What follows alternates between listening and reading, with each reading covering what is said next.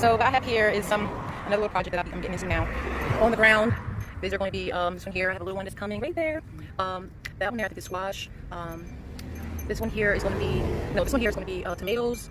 I think I should label them, but basically all the ones on the bottom is pretty much herbs and vegetables. And then I got some wildflowers. This one here is going to be lavender flowers. I got a little something going on here. These are starting to come up. I'm very, very excited.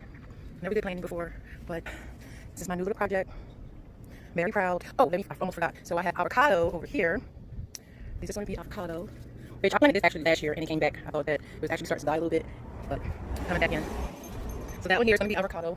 I got some squash, some tomatoes, collard greens, and these here are just mixed blue flowers. I think I also got this. I know this one here is lavender. It's going to be lavender. But this is it. Whew. And it's so hot out today. It's so hot. So after these starts to bloom really, really nicely, I'm going to take them out and replant them and put them in my gardening. So I'm going to have a vineyard. I like to have like a nice little vineyard where I can just, sit myself down around some beautiful flowers and lavender and drink my wine and eat my cheese. So I'm very excited about this, my little project. Stay tuned.